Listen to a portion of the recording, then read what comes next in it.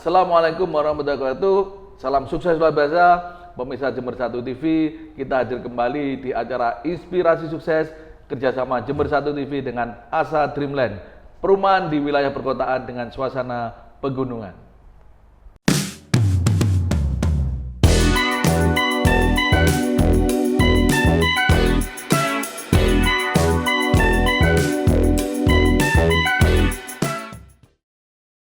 Ya, baik pemirsa, selalu di acara Inspirasi Sukses kita hadirkan orang-orang yang luar biasa, orang-orang yang inspiratif, orang-orang yang bisa memberikan pelajaran atau pengalaman dan inspirasi untuk masyarakat. Dan hari ini kita kehadiran sosok yang punya usaha yang lagi digemari.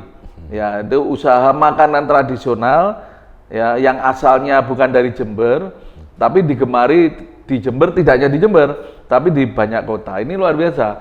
Makanan tradisional sebuah daerah dibawa ke daerah lain yang bukan makanan asli situ dan bukan khas itu, tapi digemari oleh masyarakat di situ bahkan di tempat-tempat lain. Ya, kita bersama dengan Mas Reza. Ini Mas Reza ini karena usahanya banyak, ya bisa disebut Mas Reza Prenger karena sebelahnya mereknya Prenger. Dan beliau juga punya usaha kopi perasa ya. Iya. Nah, saya juga belum tahu ini kopi perasa seperti apa, nanti kita ngobrol. Terus ada lagi apa? Ayam tadi Mas ya? Ayam bakar Mang Sabai, Pak. Ayam bakar Mang Sabai. Iya. Mang Sabai ini apa ini? Nama brandnya, Pak. Nama brandnya juga. Iya. Luar biasa. Jadi ini kalau lihat namanya makanannya seblak dan tadi ada merek Mang Sabai, ada Mang, ini pasti identik dengan daerah mana kira-kira. Jadi beliau Mas Reza dari asli Bandung, gitu Mas ya? Betul. Mas Reza, datang ke Jember nih kapan nih Mas? Saya alhamdulillah sampai Jember ini karena dulu kuliah Pak. Kuliah? Di tahun 2013. 2013, oke. Jurusan apa itu Mas kuliahnya? Dulu saya kuliah di Universitas Jember. Kebetulan saya dulu jurusan di Fakultas Sastra, jurusan Ilmu Sejarah. Mas, Bandung itu kan ibu kota Provinsi Jawa Barat. Betul. Dekat dengan Jakarta, dekat Bogor. Kok kuliahnya ado-ado nang Jember ini kan aneh nih Mas. Ngapain kok terus kok terdampar ke Jember nih, apa ini ceritanya? Sebetulnya gini sih Pak. Sebetulnya waktu itu saya kan kalau kuliah itu waktu kita lulus SMA kan ada beberapa tes tulis sama jalur undangan. Sebetulnya sudah diterima di daerah Bandung waktu itu. Cuman karena saya mikir kalau kita kuliah di tempat kita lahir kayaknya kurang menantang. Karena kan jiwa laki-laki kan pengennya merantau. Jiwa laki-laki dan orang Bandung seneng merantau memang. Itu. Makanya dari situ saya pikir cari kampus yang agak jauh gitu. Makanya kemarin alhamdulillah dapatlah di Jember. Dan jauh ini kan ada Surabaya, ada Malang kan Mas? Kok Jember Mas? Sebetulnya gini sih Pak. Dulu kan karena saya kuliah itu waktu itu beasiswa kan. Jadi beasiswa itu ada tiga universitas yang saya pilih. Waktu itu saya pilih itu ada di Malang, Surabaya, sama Jember pilihan ketiga. Dan alhamdulillah Allah ngasihnya yang di Jember. Jadi itu yang saya takdir terbaik lah Jember. Betul sekali. Terbukti hari ini kan benar-benar takdir terbaik. Nah itu saya dengarkan dulu beasiswa itu kan macam-macam Mas. Betul. Ada karena pandai, ada karena mungkin kurang mampu dan seterusnya. Katanya ini kategori nih Mas Reza ini kategori karena kurang mampu lah Mas ya. Betul. Akhirnya dapat bidik misi ya Mas ya. Ya, tapi Pak boleh digarisbawahi bahwa terkadang beasiswa bidik misi atau tidak mampu pun tetap kita harus memenuhi beberapa kategori pengetahuan akademik dari mulai. Artinya syarat standar minimal. Betul. Akademiknya ada ya. Betul. Gak sekedar nggak mampu terus dibiayai gitu ya. Betul. Karena kadang-kadang kita harus mencapai nilai-nilai dan kompetensi tertentu baru mendapatkan akomodasi itu. Nah itu 2013 di jurusan apa Mas? Ilmu sejarah dulu. Kuliahnya sejarah? Nggak nyambung Pak. Nggak nyambung belas ya sih. Sejarah. Kenapa kok ambil sejarah ini Mas? Karena dulu passion saya pengen masuk tuh di ilmu pemerintahan sama ilmu psikologi. Pemerintahan psikologi ya. Karena waktu saya ngambil di UB itu ngambil ilmu pemerintahan sama psikologi, yang ngambil di UNED itu ilmu sejarah. Karena mikir saya yang penting masuk universitas negeri. Podo aku prinsip. Iya, karena prinsipnya yang penting kita kuliah dulu aja lah, urusan belakangan. Ya. Toh sekarang juga terkadang ya kepake gitu loh. Saya ini gitu sama Mas. Jadi saya nyari jurusan pertama yang ideal. Nah, tapi yang bawahnya itu cari yang pokoknya keterima negeri. Betul. Kan gitu. Iya. Nah, akhirnya saya ya itu tadi sama, sarjana saya peternakan, Mas. Nah, jadi trainer, motivator, sekarang ahli marketing, manajemen pada sarjana peternakan. Sama Mbak Mas Riza ini. Sejarah saya bakul seblak kayaknya. Nah, terus lulus berapa tahun, Mas? Saya kuliah lumayan lama, Pak, karena kan memang saya mulai bisnis ini kan dari semester 3 kuliah. Oh lah ini. Jadi kadang-kadang kan mecah fokusnya agak berat. Jadi saya kuliah itu lulus hampir 7 tahun setengah.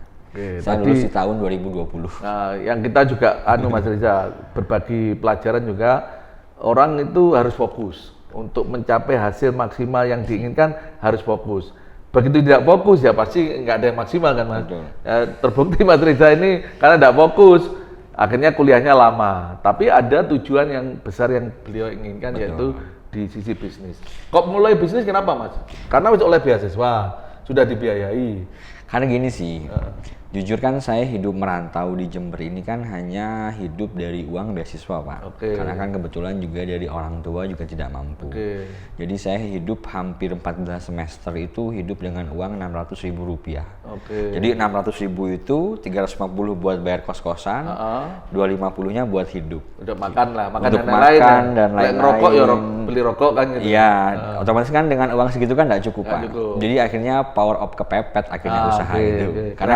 Karena kalau kita nggak usaha, akhirnya kita nggak makan. Apalagi terkadang kan kalau beasiswa itu kan terkadang nggak langsung cair setiap bulan. Terkadang ada di pending dulu per 3 bulan, kalau nggak per semester.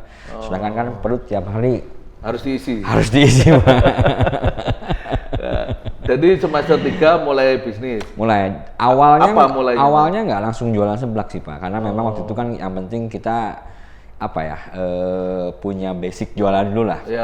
Jadi waktu itu saya dari uang beasiswa itu kan saya coba jualan, jadi jualan beli handphone, jualan baju-baju bekas. Pokoknya ya opo bisa dagang dapat uang gitu ya. Palu gada dulu.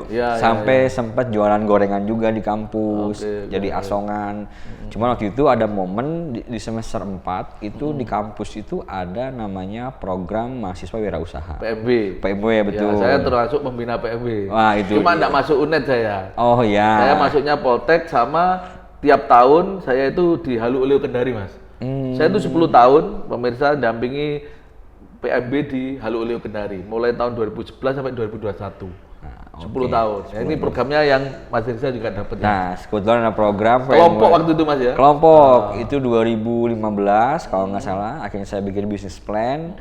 Akhirnya dapat pendanaan, dari situlah mulai berjalan. Cuman pada kenyataan. Waktu PMB apa yang diajukan, Mas? Dulu awal PMW itu yang diajukan sebetulnya bukan seblak, Pak, tapi semacam usaha kedai serba tahu gitu. Tapi memang belum kita branding karena kita juga ilmunya masih belum ada. Karena waktu itu proses pengajuan pendanaannya itu lumayan besar ya, di antara 10 sampai 15 juta, sedangkan yang di ACC sama kampus itu cuma 3 juta. Akhirnya di situ kita harus bisa bagaimana memadatkan uang yang ada. Akhirnya di situ saya mengusulkan ke teman-teman tim, akhirnya berjualan seblak. Jadi berarti seblak itu juga di PMB itu ya? Betul, sebelumnya di PMB, cuma karena hanya 3 juta, akhirnya bikin murah seblak. meriah itu seblak gitu. Nah, karena modalnya kan lumayan kecil. Cuman Pak, pada kenyataannya adalah seblak yang saya rintis bersama teman itu kan di 2015. Kita berjalan nih berpartner. Di 2017 pecah kongsi biasanya. Jadi akhirnya saya keluar, bikinlah seblak Prenger yang baru. Tapi 2 tahun tuh jalan seblak ya? Jalan seblak. Tapi partner ya, karena ya mungkin kita masih belum dewasa juga secara pemikiran dan yang sudah dewasa aja pecah biasa. Oh iya, gitu apalagi. Dan kadang kan kalau bisnis ini, Pak, kalau lagi nggak ada uangnya aman-aman aja, tapi kalau udah ada uangnya baru ribut. Iya, betul. Nah, Mas, sebelum jauh ya, biar saya juga seblak itu sebenarnya makanan apa sih, Mas? Seblak itu saya sebetulnya kurang pahamnya. Memang pertama kali saya menjual seblak di Jember, bisa dikatakan bahwa saya orang pertama yang mempopulerkan seblak di Jember ya dari tahun 2014. Seblak ini kan sebetulnya kan makanan tradisional. Yang dia itu kalau dari segi produk cuma hanya kerupuk yang digodok pakai bawang putih, kencur sama lombok. Jadi itu kerupuk digodok, terus dikasih bawang merah, bawang putih, kencur sama cabai, udah itu aja. Tinggal kita kasih garam, micin dan penyedap rasa. Cuman kan pada perkembangannya Akhirnya kan banyaklah inovasi-inovasi. Akhirnya ditambah ada tambahan topping, tambahan kuah dan lain sebagainya. Itu akhirnya menjadi menaikkan value dari seblak itu sendiri. Akhirnya yang awalnya seblak ini hanya makanan lokal tradisional orang-orang Jawa Barat, dikemas lebih menarik, akhirnya mulai diekspansi untuk ke beberapa kota. Itu seblak itu bagi orang Jawa Barat itu kategori makanan ringan atau berat, Mas? Sebetulnya kalau bisa dikatakan seblak ini bisa dikatakan makanan, kalau kita nasi gitu, Mas, bisa dikatakan makanan nanggung sih Pak, karena terkadang karena jujur Pak di saya aku mikir tadi grup terus ini camilan atau makanan berat gitu loh. Karena kadang-kadang di tempat saya tinggal dulu waktu saya kecil, kadang seblak tuh dimakan pakai nasi juga ada. Oh, bayangan saya ya seblak itu pakai lontong pakai nasi enak itu.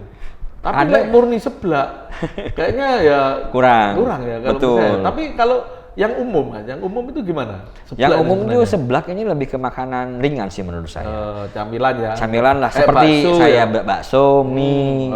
Dia mengenyangkan, terlalu mengenyangkan juga tidak. Gitu seperti itu. Oke. Nah, tapi memang aja menarik ya. Maksudnya menurut sampean kalau lihat peminatnya seblak. Kalau misalkan kita lihat Pak dari secara peminat seblak sendiri, kebetulan kan juga saya cabang yang saya miliki di seblak Pringger ini lumayan banyak, mulai dari Banyuwangi hingga Magelang paling jauh. Setiap kita melakukan survei peta market, setiap kita melakukan ekspansi ke beberapa kota, itu kan kita selalu membenchmark beberapa kompetitor. Contoh misalkan saat kita ke kota Probolinggo, kita search seblak, itu otomatis banyak banget orang yang menjual seblak. Oh, ada. Nah, di situ kan akhirnya kita menyimpulkan secara data bahwa berarti orang yang jualan seblak itu banyak. Otomatis kan demand permintaan marketnya tinggi, akhirnya orang banyak yang jualan. Nah, di situ akhirnya saya berpikir kayak gini, Pak, seblak ini yang awalnya makanan pilihan menjadi makanan umum. Sama halnya seperti bakso, sate, soto, lontong gitu loh. Jadi sudah mulai beralih.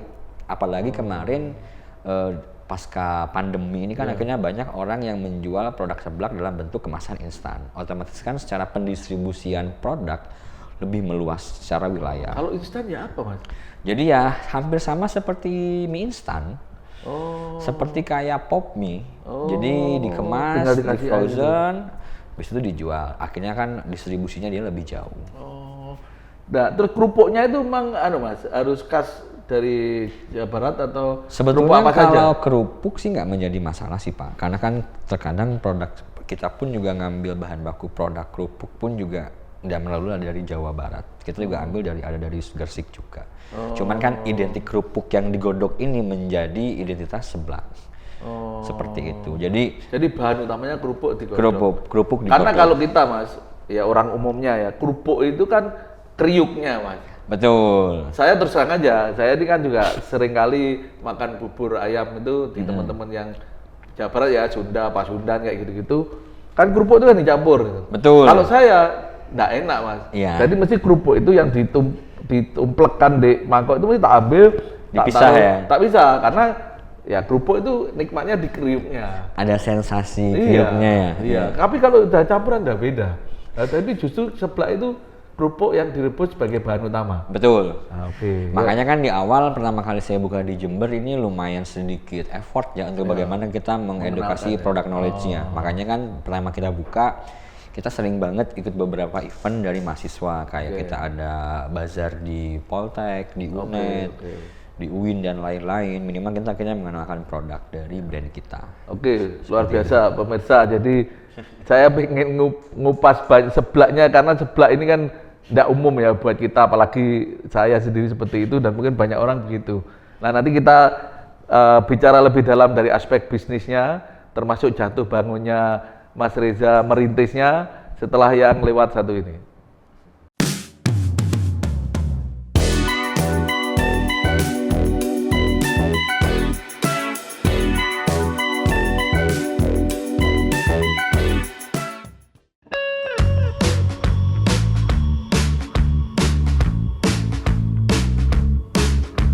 Bingung cari perumahan murah di lokasi strategis sekitar pusat kota Jember? Asa Dreamland bisa menjadi solusi keinginan Anda.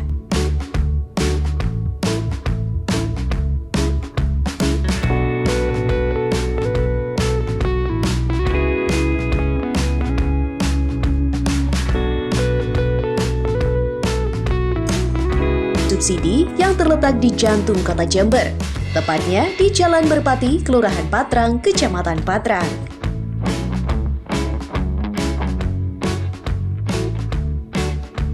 Asa Dreamland menyediakan fasilitas yang lengkap dengan desain modern dan terkemuka. Kami menggabungkan konsep modern dan luxury untuk menciptakan desain yang indah agar menjadi rumah terbaik impian keluarga Anda.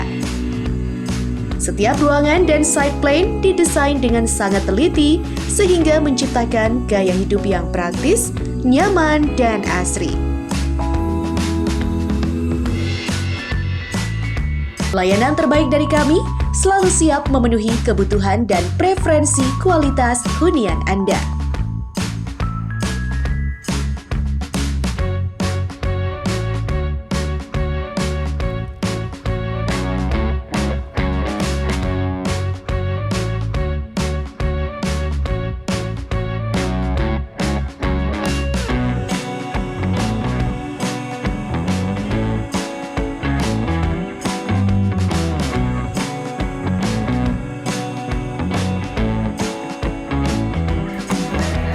Asa Dreamland adalah perumahan bersubsidi yang bisa menjadi solusi impian Anda. Dengan lokasi yang strategis, cukup 9 menit saja bisa menuju ke lokasi alun-alun Jember. Asa Dreamland dikelilingi oleh fasilitas yang memadai. Dengan adanya one gate system, dengan adanya fasilitas keamanan 24 jam, serta desain yang modern, menjadikan rumah impian Anda menjadi lebih baik. Kami mengusung konsep rumah yang modern dan menciptakan desain yang indah untuk menjadi rumah impian keluarga Anda, serta lingkungan yang tertata rapi dengan adanya pemandangan-pemandangan yang cukup indah jika kita melakukan aktivitas di sore hari, serta adanya playground di setiap tahap. Setiap ruangan kami desain dengan sangat teliti, begitupun juga dengan unit-unit kita tata dengan sangat rapi agar menciptakan gaya hidup yang praktis dan juga nyaman bagi Anda. Mari bertemu bersama Asa Dreamland, Grow Big with ABM.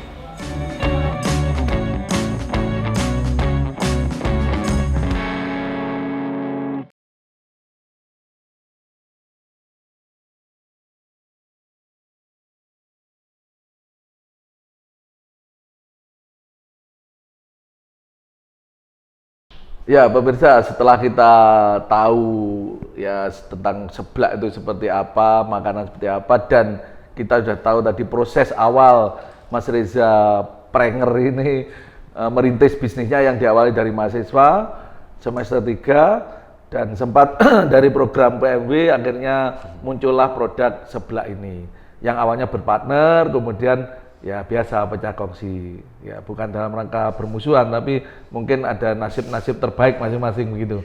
Nah terus gimana Mas perjalanan seblak ini Mas, mulai akhirnya jalan sendiri seperti apa Mas? Jadi sebetulnya dari mulai berjalan sendiri, sebetulnya dulu tuh nggak ada kepikiran aku bakal jadi seorang entrepreneur sih Pak. Oh nggak terpikiran? Nggak kepikiran, karena waktu itu mindsetnya saat saya coba untuk ikut program PMW, akhirnya saya berdagang lah. Kan dagang dengan bisnis kan dua konsep yang berbeda ya. Karena kan kalau dagang yang penting untuk makan jangka pendek lah, makan dapat duit, akan hari itu selesai. Nah, akhirnya waktu itu saya masih berdagang dengan partner, saya dulu mikirnya kayak gini Pak. Intinya saya bangun bisnis ini sama teman saya hanya untuk mencukupi kebutuhan saya selama di Jember. Jadi saya punya pikiran kayak gini waktu itu. Dan berarti nggak berpikir netap di Jember? Nggak pikiran. Jadi saya pikir kayak gini, ini kalau saya sudah lulus, ini usaha mau saya kasihkan ke karyawan. Saya pulang ke Bandung. Cuman karena pada perjalanannya ada gesekan dengan partner, akhirnya ada hal-hal yang akhirnya membuat kita tidak baik. Akhirnya saya keluar, akhirnya ada motivasi besar nih untuk bagaimana kita bisa membuktikan bahwa kita bisa menjalankan ini sendiri. Karena kan terkadang motivasi orang kecewa kan lumayan besar. Nah, akhirnya dari saya keluar itu jadi ada semangat tersendiri. Betul, gitu loh. Artinya kecewa. Ini salah satu mindset orang entrepreneur sukses atau pengusaha sukses itu selalu berpikir positif dan memandang positif dari apapun yang dia alami. Nah, beliau ini sebenarnya negatif, kecewa. Kan begitu, kecewa. Tapi beliau ambil sebagai hal positif. Tak tunjukkan bahwa saya juga sendiri itu bisa. Betul. Nah, jadi gunakan atau sikapi hal negatif menjadi positif sehingga kita akan mendapatkan hasil yang positif juga. Nah, terus jadi gimana, waktu itu di saat akhirnya saya keluar itu Pak, itu posisi saya semester 8 kuliah. Dan di mana semester 8 ini adalah terakhir saya mendapatkan uang beasiswa bidik misi. Oh, dibatasi ya? Ya, sama-sama semester 8. Padahal belum lulus itu? Belum lulus. Oh. Nah, akhirnya uang 600.000 ini tadi menjadi modal awal saya untuk mulai ngebangun bisnis lagi.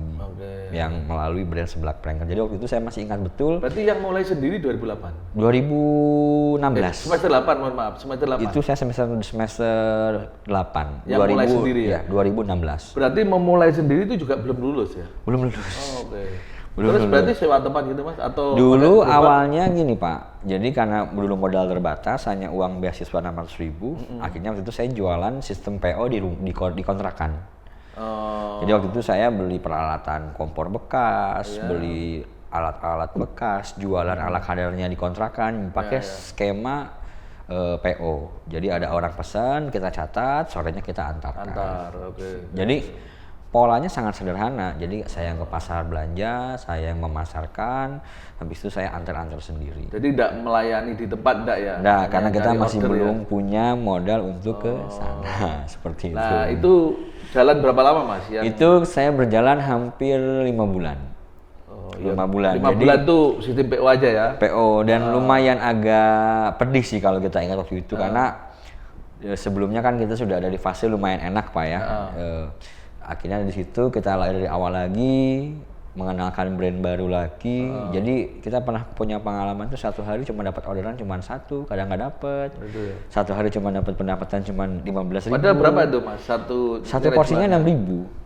Jadi porsinya satu hari dapat uang 6.000. Iya, itu pun bukan untung Mas ya? Bukan untung. Nilai jual. Itu masih nilai jual gitu loh. Nah, terus. Seperti itu. Cuman waktu itu karena yang menjadi salah satu poin yang perlu dimiliki oleh seorang entrepreneur itu dia harus persisten dan konsisten ya. Jadi di bulan ke-4 apa ke-5 saya lupa. Jadi waktu itu ada satu kejadian. Dulu kan di 2016 17 itu masih belum banyak influencer makanan Pak di Jember. Iya. Nah, waktu itu ada salah satu akun, dia itu akhirnya itu beli produk kita, akhirnya dia nge-review, alhamdulillah review dia jujur, dan akhirnya orang tahu produk saya. Setelah akhirnya Tapi dia masih produk ya? Belum bicara tempat ya? Belum. Masih belum punya tempat? Masih belum punya tempat. Akhirnya setelah Tapi ada merek sudah Mas? Sudah ada merek, Seblak Pranker itu tadi. Oh, Pranker ya. Nah, akhirnya di situ orang mulai tahu, mulailah banjir orderan kita di sana Pak. Jadi yang sehari cuma 3, 4, setelah di review sama influencer itu naik ke 30, 40, 50. Nah, dari situlah kita di bulan ke-8 baru punya tempat karena menyisihkan uang yang kita tabungkan untuk sewa deh Mas ya? Akhirnya sewa. Di jalan apa itu Mas? Di Jalan Sumatera, nomor 122. Sampai hari ini yang di tempat itu atau? Masih. Sampai sekarang masih di sana, nggak pindah-pindah kita. Berarti oke ya, jadi dari yang awalnya hanya sekedar PO, ya gara-gara, ya bukan gara-gara ya, tapi gara-gara juga lah. Ada sosok yang memang influencer ya, mengupload itu akhirnya rame gitu Mas. Betul. Nah terus kemudian kenapa akhirnya berani tempat, karena yakin ini akan rame terus gitu Mas. Artinya udah punya pelanggan gitu. Yang pertama itu, yang kedua memang sebetulnya kita kemarin tuh modal nekat sebetulnya Pak. Jadi gini, itu waktu itu saya pas mau pindah itu saya cuma pegang uang 25 juta Pak. Sedangkan harga sewa itu per tahun 60 juta. Per tahun 60 juta. Berarti kan secara kalkulasi sewa aja separuh aja nggak dapat itu. Separuh tahun nggak dapat. Cuman nggak tahu ya, kita punya conviction tinggi bahwa di situ kita akan bisa rame waktu itu. Jadi akhirnya waktu itu saya coba melobi atau negosiasi ke yang punya tempat. Saya bilang ke orangnya, Pak boleh nggak saya sewa per bulan? Gitu, saya sewa per bulan. Pertama nggak boleh, cuman akhirnya saya nego agak panjang, akhirnya diperbolehkan, dan saya minta sewa 1 bulan. Ya, jadi saya minta bayarnya per bulan. Akhirnya, bayar bulanan. Bayar bulanan, akhirnya kena sewa 5 juta. Dan waktu itu saya minta waktu renovasi 10 hari. Karena kan lumayan Pak, 1 bulan kalau kehilangan 10 hari kan. Jadi itu free ya. Ya free lah untuk renovasi. Akhirnya dari uang 25 juta itu tadi, 5 juta saya bayarkan sewa, 20 jutanya buat beli peralatan, buat renovasi, persiapan opening dan lain sebagainya. Itu di tahun 2017 bulan Mei. Kalau nggak salah saya masih ingat betul itu. Nah akhirnya di situ 20 juta ini saya putar, saya persiapkan dan lain sebagainya. Pada kenyataannya saat saya pindah pun sebetulnya banyak teman-teman bahkan rekan saya yang mengatakan kamu terlalu nekat dengan uang segitu gitu loh. Karena nanti kalau misalkan ini nggak berjalan kamu akan habis. Gitu loh. Ya cuman yang namanya kita pengusaha juga kita harus punya berani ngambil langkah besar. Gitu. Akhirnya saya ambil waktu itu, alhamdulillah uang saya sampai habis, sisa tinggal 18.000 di rekening dari 25 juta itu, tabungan hampir 4 bulan. Akhirnya alhamdulillah lancar hingga saat ini. Itu berapa lama Mas bisa lancar di tempat yang baru itu? Itu hampir 2 tahun Pak. 2 tahun baru ramai maksudnya? Maksudnya gini, bisnis ini kan rame ini kan tergantung bagaimana kita mengukur kepuasan kita dalam mendapatkan uang. Karena kan di tahun pertama kita bicara bisnis kan nggak langsung untung, minimal nutup untuk operasional, nambah kita untuk anggaplah nutup operasional tuh jalan berapa lama di situ? Jalan 2 bulan. BEP lah. Oh, kalau BEP modal bukan BEP modal, artinya nutup operasional lah. Iya, nutup operasional. Selama sebulan sudah nutup gitu. Kalau nggak nutup kan saya nggak bisa bayar sewa. Iya. Karena kan berarti jalan ya, operasional itu jalan. Berjalan. Karena kalau misalkan nggak jalan, saya nggak bisa bayar sewa, karena kan bayarnya bulanan. Makanya di situ hampir semua pekerjaan teknis pun saya kerjakan. Jadi mulai dari saya yang harus ke pasar, saya yang harus masak, saya yang jaga dari pagi hingga malam. Karena kan mengurangi kos untuk membayar yang karyawan. penting jalan dulu. Betul. Makanya meskipun agak berat ya perlu dilakukan. Ya, karena problemnya Mas Reza, pertama orang itu kan soal keyakinan. Tadi banyak teman sampean bilang awakmu nekat, uang 25 dintek nih, ya nggak ada spare lah ya. Nah tapi memang pengusaha kan memang modalnya keyakinan. Betul. Saya yakin ini bisa jalan, kan begitu. Kemudian yang kedua, ada teman saya tuh bilang begini, banyak bisnis itu habis untuk sewa tempat. Iya betul. Artinya dia ketika waktunya ini yang tahunan ya, waktunya perpanjang, nggak ada uang untuk perpanjang. Itu banyak loh Mas bisnis yang tutup karena, nah, artinya berarti dia tidak layak ya mungkin secara bisnis atau tidak misalnya secara kalkulasi memang dia tidak itu. Nah, tapi kalau Mas Reza setelah itu yang tadi kan diperingan karena bulanan kan nutut ya, itu kalau mungkin nggak bulanan mungkin juga uang bisa habis di tengah jalan mungkin ya. Karena gini Pak, di saat kita kan mesti pengalokasian dana. Jadi di saat itu berjalan 1 tahun, di tahun kedua kita sudah bayar tahunan. Oh, sudah mampu ya? Sudah mampu. Oke, berarti. Karena gini Pak, prinsip saya dalam berbisnis adalah di saat kita ingin memulai bisnis jangan terlalu banyak tahu. Kalau kita terlalu banyak tahu kita nggak mulai-mulai. Oke, ya itulah ilmunya dulu. Saya kan dulu ikut cara gila jadi pengusaha itu Mas Purdi Chandra itu. Itu kalau mau memulai bisnis gak usah banyak mikir atau bahkan gak usah mikir gitu loh.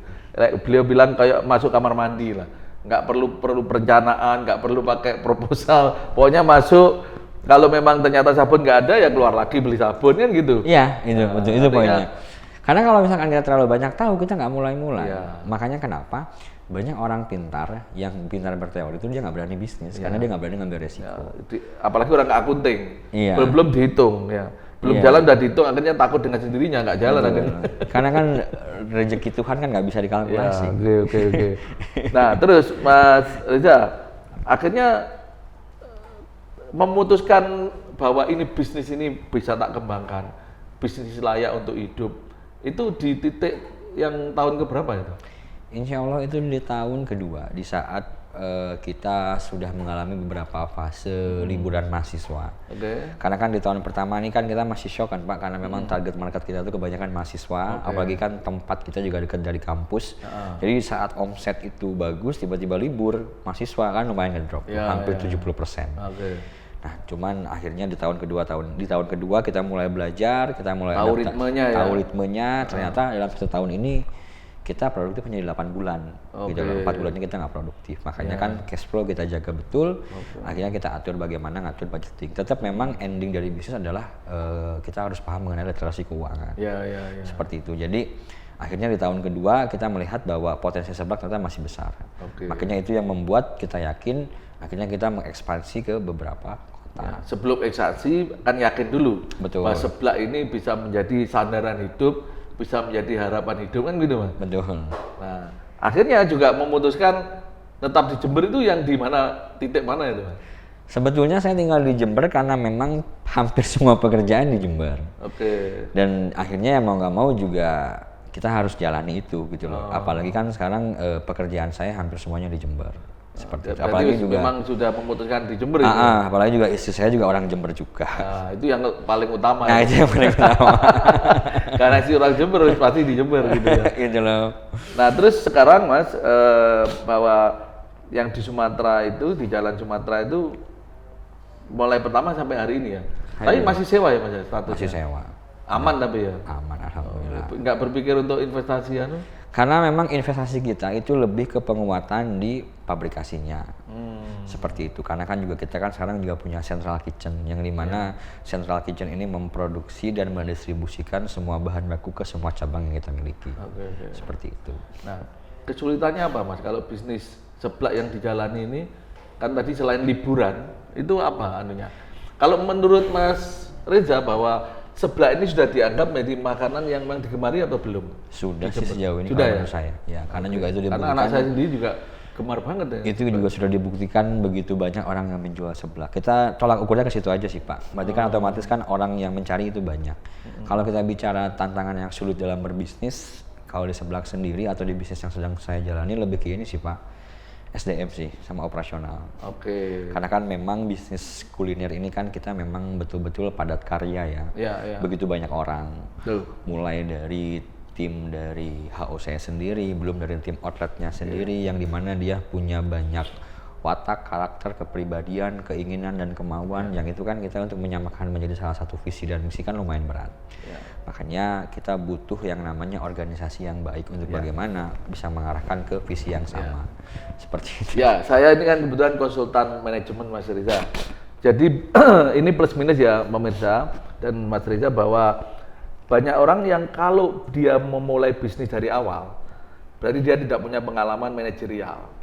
Tapi ada orang yang kerja setelah lulus kerja di perusahaan. Kayak saya ini punya pengalaman setelah lulus saya kerja di perusahaan. Sehingga saya bersentuhan dengan manajerial. Jadi bicara soal SDM, penataan organisasi, bicara manajemen organisasi perusahaan dan lain-lain, saya mengalami. Bahkan saya punya pengalaman memegang perusahaan yang skalanya tidak terlalu besar, tapi saya menjadi manajer yang memegang mulai pengadaan sampai pemasaran. Sehingga SDM, keuangan dan lain-lain saya juga harus belajar. Nah, artinya memang orang ini plus minus. Orang kalau memulai dengan menjadi profesional dengan bekerja juga bagus-bagus saja, karena dia punya pengalaman itu. Orang memulai langsung dengan berbisnis juga bagus-bagus saja. Cuma kelemahannya dia pasti nanti ketika berhadapan dengan problem banyaknya karyawan, problem banyaknya pesanan atau pemasaran yang sudah kenceng sehingga perlu manajemen, termasuk pengelolaan keuangan. Nah ini harus belajar juga dari nol atau menyerahkan ke profesional, kan gitu Mas Riza. Kalau Mas Riza ini sekarang diserahin profesional atau dia dipelajari sendiri? Saya pribadi lebih tipikal orang yang learning by doing gitu. Jadi di saat ada problem, ya tadi kayak Bapak bilang, saat kita mau mandi, kamar mandi nggak ada sabun, kita balik dulu beli sabun. Jadi kalau misalkan kita gagal, jatuh, sakit, ya bangun lagi, jalan lagi. Ya, problem ketemu di jalan, solusi ketemu di jalan. Betul, makanya kan itu yang membuat kita lebih problem solving sih. Dan itu entrepreneur banget Mas. Jadi yang penting jalan, gak khawatir, gak takut, jalan, nanti problem ketemu jalan, solusi ketemu di jalan. Betul. Baik pemirsa, ini luar biasa. Jadi kita belajar banyak dari orang yang otodidak, ya artinya learning by doing, belajar sampai berjalan dan sempurna nanti akan ketemu di, ya tidak ada sesuatu yang sempurna ya, tapi perbaikan-perbaikan itu akan ketemu di dalam perjalanan. Dan kita akan kupas lagi karena beliau sudah mengembangkan tidak hanya bisnis seblak, tidak tahu kok akhirnya lari kemana-mana. Ya kita akan bahas setelah yang lewat satu ini.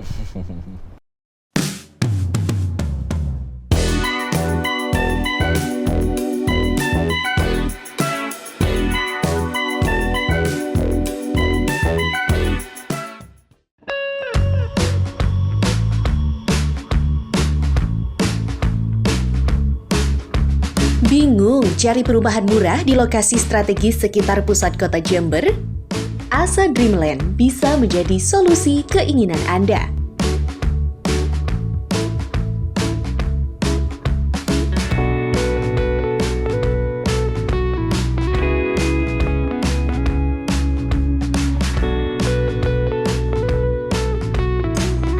Subsidi Merpati yang terletak di jantung kota Jember, tepatnya di Jalan Merpati, Kelurahan Patrang, Kecamatan Patrang.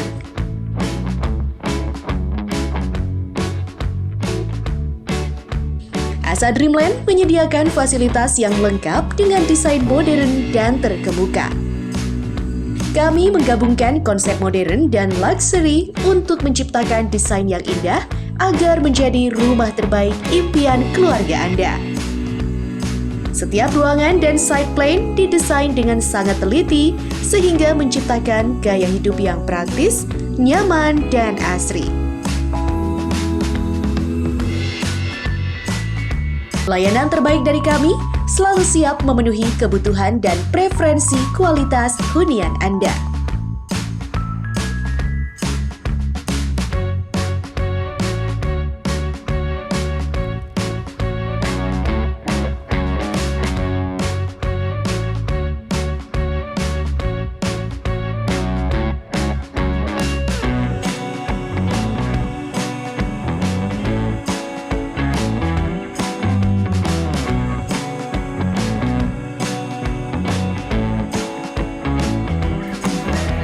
Asa Dreamland adalah perumahan bersubsidi yang bisa menjadi solusi impian Anda. Dengan lokasi yang strategis, cukup 9 menit saja bisa menuju ke lokasi alun-alun Jember. Asa Dreamland dikelilingi oleh fasilitas yang memadai. Dengan adanya one gate system, dengan adanya fasilitas keamanan 24 jam, serta desain yang modern, menjadikan rumah impian Anda menjadi lebih baik.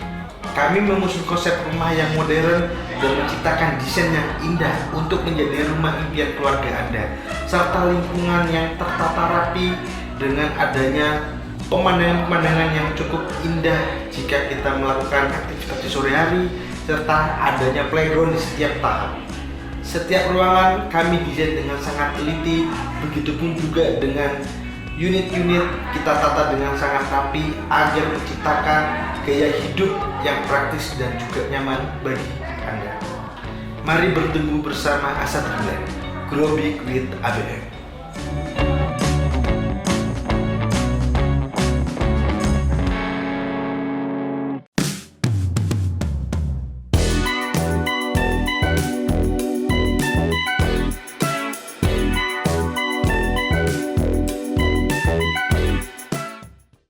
Ya, baik pemirsa. Ini kan penyakitnya pelaku usaha itu memang tidak ada puasnya. Ya, tapi positif aja karena niatnya adalah bagaimana bisa membantu sebanyak-banyaknya orang. Saya yakin kalau pebisnis itu biasanya tidak hanya memikirkan diri sendiri, sudah memikirkan ke ya harus ngopeni atau mempekerjakan banyak orang. Sudah berpikir idealisme lah. Nah, ini saya lihat Mas Reza ini sudah pada taraf itu sehingga beliau tidak hanya puas dengan hanya satu outlet seblak prangernya, tapi dikembangkan kemana-mana. Plus tidak hanya seblak, tapi muncullah bisnis-bisnis lain yang juga potensial. Nah, kenapa ini Mas? Kok gak puas? Kok akhirnya kemana-mana atau seblaknya ini juga dilarikan ke mana-mana? Nah, sistemnya kayak apa kalau mau kerjasama? Kenapa Mas ini? Sebetulnya kalau kita bicara bisnis itu kan kita bicara ekosistem Pak. Ya. Sebetulnya kan yang kita kerjakan masih linear di bidang F&B ataupun Ya, di kuliner. Entah ya. itu mau seblak, entah itu mau ayam bakar yang sedang saya kerjakan maupun dengan kopi yang sedang saya kerjakan. Lebih ke bagaimana kita melebarkan market yang kita tuju. Okay. Contoh misalkan segmen market yang kita miliki di seblak ini kan hampir kebanyakan kan perempuan. Oke. Dari umur 16 Oh, itu jadi sampai simpulkan 34 ya? Jadi simpulkan itu pun juga kita dari riset juga. Terus kalau misalkan ayam bakar atau ayam crispy, ini kan dia market kan lebih luas dan dia bisa menjangkau hampir semua kalangan. Terus juga kalau kopi memang ini menjadi salah satu bentuk keinginan kita yang dimana kita ingin menjangkau juga anak-anak muda yang ingin kopi. Makanya juga secara segmen juga ini membedakan antara segmen yang premium di coffee shop, ada segmen juga yang menengah di ayam bakar maupun yang di seblak. Nah, tapi berarti Mas Reza mau melangkah ke sana sudah yakin yang seblak ini aman Mas secara sistem manajemen? Alhamdulillah. Kan biasanya gini Mas Reza, orang tuh kalau tahapan bisnis kan dia biasanya bisa memproduksi. Banyak orang yang hanya bisa membuat. Tahapan kedua, bagaimana dia bisa memasarkan.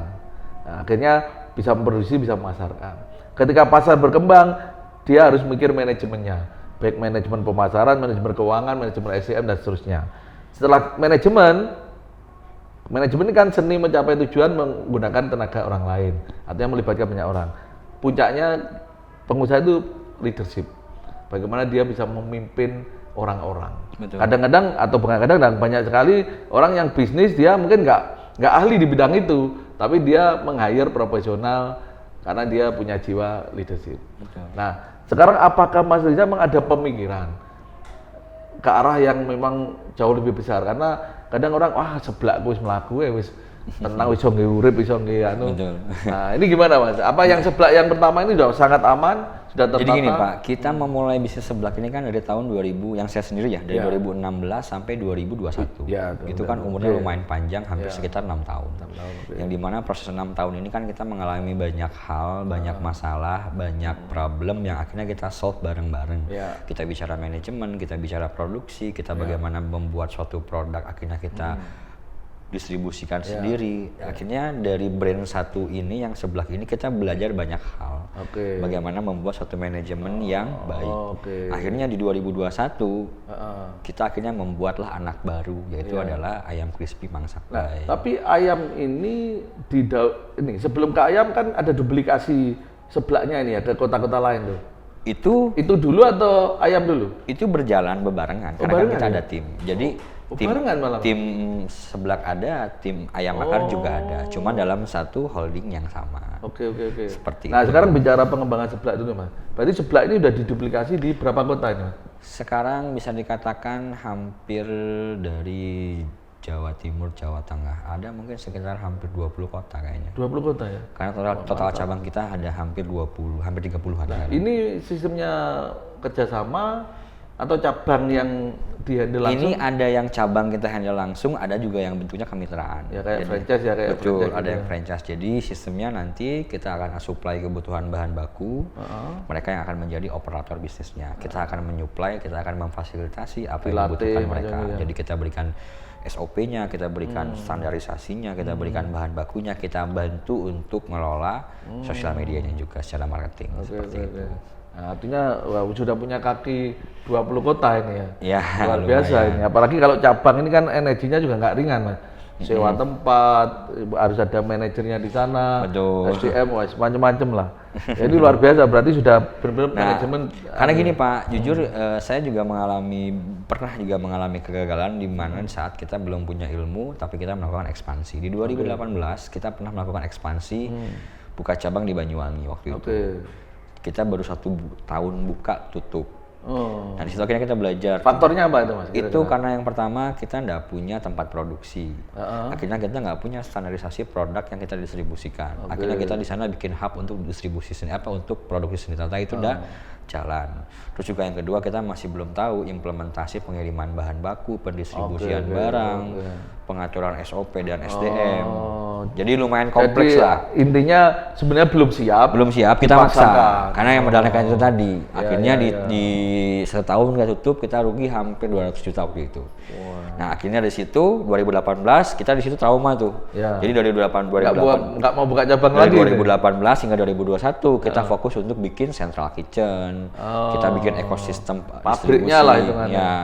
Nah, akhirnya saat kita sudah siap baru kita keluar kota. Nah itu pun juga kita keluar kota nggak langsung serta-merta langsung ke cabang jauh. Kita coba pendistribusian ke jarak yang terdekat. Makanya kan kita pertama kali buka cabang itu kan nggak langsung jauh. Kita coba dulu area kita buka di Roxy, kita buka di Lipo. Tetap Jember. Kita kan biar tahu workflow alurnya seperti apa, mulai dari pendistribusian barang, workflow karyawan dan lain sebagainya. Akhirnya Jember sudah dikuasai, coba kita geser ke Balung, kita geser ke Bondowoso, kita geser ke Lumajang, coba kayak apa flow-nya enak. Geser itu aja kalau kita intent juga lumayan Mas ya? Sangat lumayan. Kalau yang wilayah Jember ada berapa kalau sekarang? Sekarang di Jember itu ada 6. Oh iya lumayan ya, Jember aja 6. Jadi kita mulai dari yang terkecil dulu. Jadi kita lihat dulu ritmenya, distribusi barangnya enak apa enggak. Nanti kalau ini sudah berjalan baru. Nah ini seblak, ini sudah matang lah seblak ini. Nah terus lari ke ayam ini. Ayam ini gimana ini? Sebetulnya ayam ini menjadi salah satu keresahan di saat ya kita namanya bisnis kan terkadang punya rasa ketakutan di saat nanti brand ini sudah tidak berjalan. Makanya di situ saya ngebuat, karena seblak ini kan nggak bisa menjangkau semua market, gitu loh. Terutama kan orang-orang sepuh tua kan pasti nggak akan mungkin suka seblak. Dan yang jelas orang yang nggak suka pedes nggak bisa masuk. Nah, di situ saya bikin produk ayam yang dimana itu bisa dikonsumsi oleh banyak orang, dan secara market pun dia sangat lebih luas, gitu loh. Nah, ini dalam satu outlet atau outlet berbeda, Mas? Ini dalam outlet berbeda, Pak. Oh, jadi tidak ada menu yang di seblak Plenger Nggak ada ya? Kan beda brand. Ada beda lah ya. Beda. Jadi ada brand seblak Plenger sendiri, brand Mang Sabai sendiri, brand Perasa Kopi sendiri. Nah, ini yang Mang Sabai ini di Jember di mana? Di Jember kita baru 2, Pak. Di mana itu, Mas? Di daerah Jalan Sumatera juga sama di Kalisat. Oh, Kalisat. Iya. Oke. Udah, ayam. Ini masih Jember. Ada yang di luar kota ayam belum? Belum, masih di Kalisat. Karena terus sekarang nambah lagi kopi. Nah, kalau kopi ini gimana kita nih? mulai dari tahun 2024, tahun kemarin. Oke. 2024. Didasari oleh sebetulnya kalau yang kopi ini karena gini, Pak. Karena saya mulai nyukai kopi waktu itu. Awalnya kan sebetulnya pengen bisnisnya ke roastery. Cuman pada perjalanannya arah-arahnya akhirnya membuat outlet kopi shop yang biar sama juga tetap F&B. Akhirnya alhamdulillah berjalan. Berarti kayak kafe, Mas ya? Betul, saya kafe. Oh, artinya untuk orang kafe gitu ya? Yang kafe untuk makan dan lain sebagainya. Dan itu pun juga kita nggak hanya cuma jual kopi. Kita hampir kebanyakan ngejual makanan-makanan western food juga. Resto ya. Makanya kenapa kita set up brand ini lebih ke premium. Karena kan terkadang premium ya. Apa ya? Nah, di kampus apa di luar kampus berarti? Di kampus. Premium laku juga, Mas? Alhamdulillah sejauh ini laku. Mungkin Bapak nanti bisa mampir. Oh, siap. Di mana? Di Jalan Sumatera. Depannya di depannya les-lesan Ganesha Operation itu. Oh, ini penguasa Jalan Sumatera ini, Mas. Ini penguasa ini bisa-bisa ini. Biar kontrolnya enak sih, Pak. Oh, siap. Betul. Oh, jadi namanya apa? Kopi Perasa? Perasa Kopi. Kenapa kok dikasih nama Perasa, Mas? Perasa ini kan sebetulnya kan nama holding saya, Pak. Jadi nama holding saya itu adalah Perasa Group. Jadi Perasa Group ini salah satu holding company yang dimana dia memanajemen beberapa brand. Ada brand seblak Plenger, Mang Sabai, sama Perasa Kopi. Perasa Group. Perasa ini ada singkatannya, Pak. Singkatannya dari Plenger Karya Nusantara. Plenger? Karya Nusantara. Lah Plenger sendiri apa, Mas? Plenger sendiri sebetulnya gini, Plenger ini kan artinya priangan, Pak. Oh. Jadi dulu saya mengambil nama seblak Plenger ini kan lumayan panjang. Jadi ceritanya gini, Pak, karena memang waktu itu saya kuliah jurusan sejarah dan saya juga mencintai sejarah. Akhirnya saya mengambil nama-nama kesejarah-kesejarahan. Jadi dulu itu di Bandung itu kan begitu banyak orang petani kopi sama teh. Dan waktu itu banyak banget mandor-mandor orang Belanda kalau manggil orang Priangan itu orang-orang Prianger. Karena dia nggak bisa ngomong bilang Priangan. Nah, akhirnya itulah nama yang kita ambil.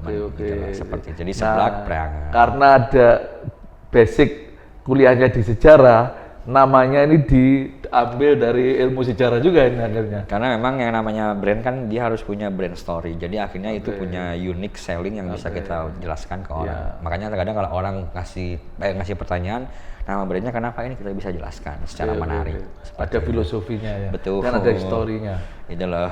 Oke. Nah, ini kan berarti Perasa Group gitu, Mas ya. Perasa Group nanti ada kopi, resto lah ya. Resto, kemudian ada ayam dan Ini tapi sementara yang leading memang secara omset tetap seblak ya. Karena cabangnya lumayan banyak. Oke. Kalau yang rencana ayam dan kopi ini juga sama, mau dikembangkan juga? Mau dikembangkan juga. Ini pun kita akan dibuatkan skema kemitraan juga sama. Oke. Secara potensi menurut Mas Riza juga bisa sangat bisa, Pak, mengejar seblak ya? Ya sangat bisa. Sangat bisa ya? Sangat bisa, apalagi kalau misalkan yang ayam ini. Oke. Karena kan ayam fried chicken ini kan makanan semua umat ya. Iya. Gitu loh. Dan dibuktikan begitu banyak orang yang jual ayam fried chicken sampai sekarang masih berjalan dengan baik. Dan Mas, ini kan kalau bicara seblak sampean mungkin nggak perlu terlalu diferensiasinya banyak karena ini kan sudah different ya produknya. Kalau ayam, ini kan banyak pelaku kuliner ayam. Nah, diferensiasinya apa ini? Yang membuat orang itu punya alasan yang untuk membuat positioning brand kita beda dengan yang lain adalah ayam crispy Mang Sabai ini kan dia bentuknya ayam crispy tapi dibakar. Mang Sabai ya namanya. Jadi ayam crispy tapi dibakar. Kan memang belum ada. Belum ada di Jember. Nah, ini diferensiasi. Jadi teman-teman kalau ilmunya marketing Hermawan Kertajaya itu diferensiasi ordai. Jadi orang kalau mau unggul dalam persaingan harus punya pembeda-pembeda. Kalau enggak mati.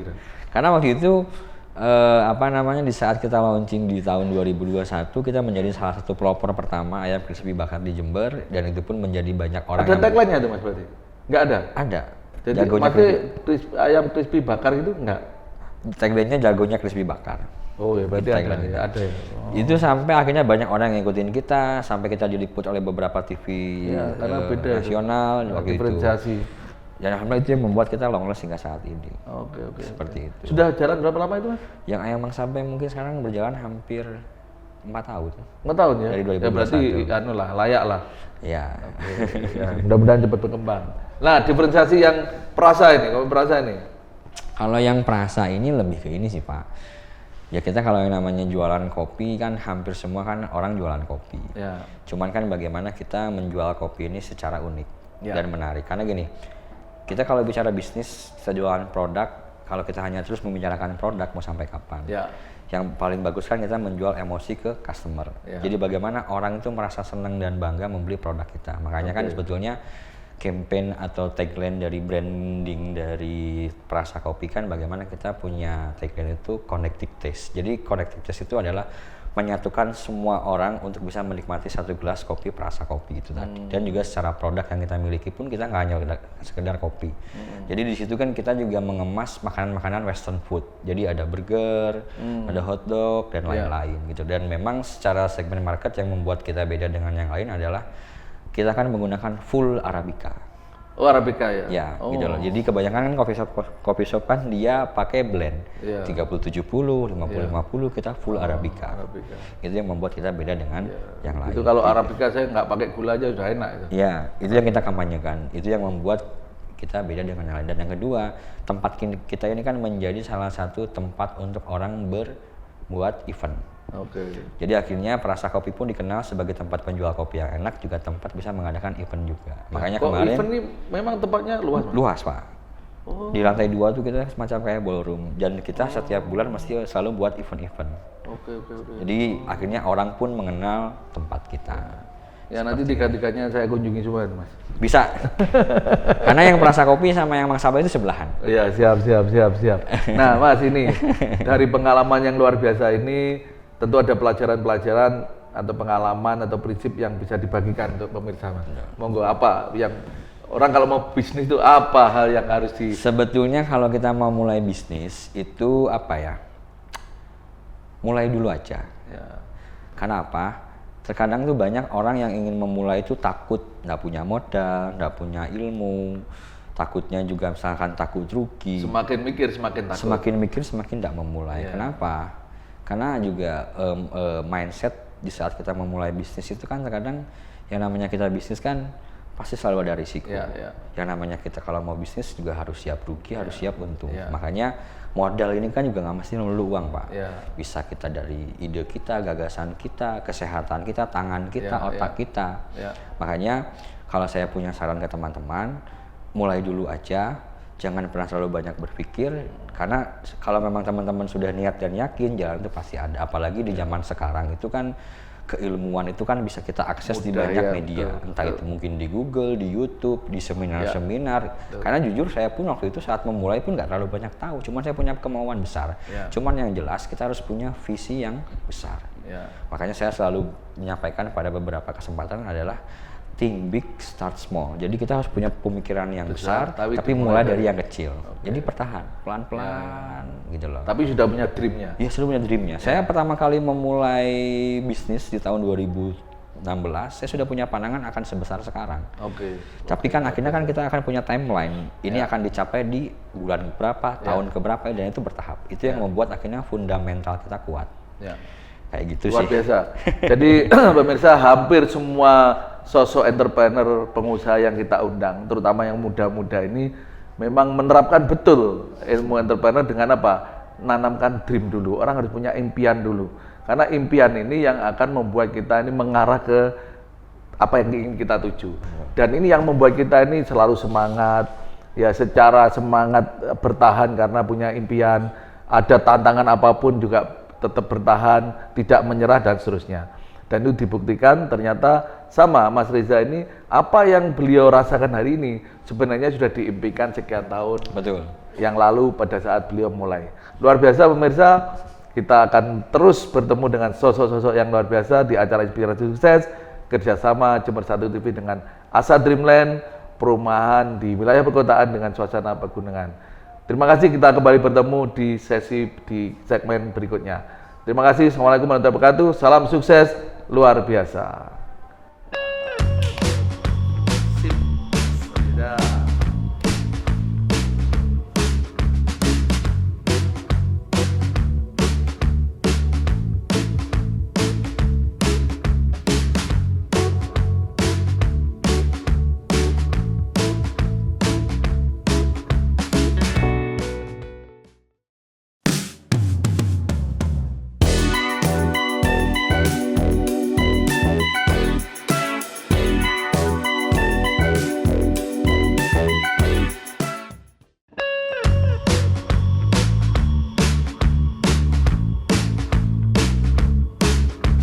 Bingung cari perumahan murah di lokasi strategis sekitar pusat kota Jember?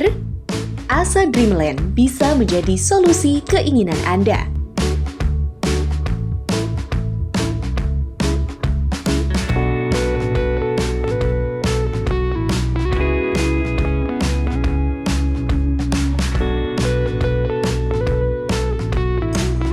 Subsidi yang terletak di jantung kota Jember, tepatnya di Jalan Merpati, Kelurahan Patrang, Kecamatan Patrang.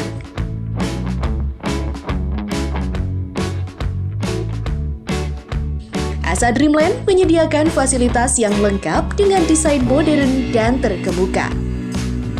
Kami menggabungkan konsep modern dan luxury untuk menciptakan desain yang indah agar menjadi rumah terbaik impian keluarga Anda. Setiap ruangan dan side plan didesain dengan sangat teliti sehingga menciptakan gaya hidup yang praktis, nyaman, dan asri. Layanan terbaik dari kami selalu siap memenuhi kebutuhan dan preferensi kualitas hunian Anda.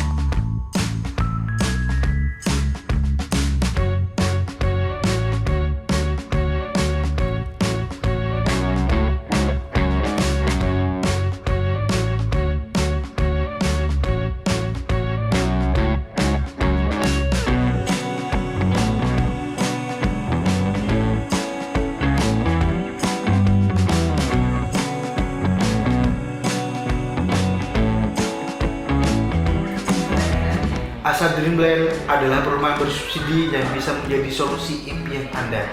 Dengan lokasi yang strategis, cukup 9 menit saja bisa menuju ke lokasi alun-alun Jember. Asa Dreamland dikelilingi oleh fasilitas yang memadai. Dengan adanya one gate system, dengan adanya fasilitas keamanan 24 jam, serta desain yang modern, menjadikan rumah impian Anda menjadi lebih baik. Kami mengusung konsep rumah yang modern dan menciptakan desain yang indah untuk menjadi rumah impian keluarga Anda, serta lingkungan yang tertata rapi dengan adanya pemandangan-pemandangan yang cukup indah jika kita melakukan aktivitas di sore hari, serta adanya playground di setiap tahap. Setiap ruangan kami desain dengan sangat teliti, begitupun juga dengan unit-unit kita tata dengan sangat rapi agar menciptakan gaya hidup yang praktis dan juga nyaman bagi Anda. Mari bertemu bersama Asa Dreamland, Grow Big with ABM.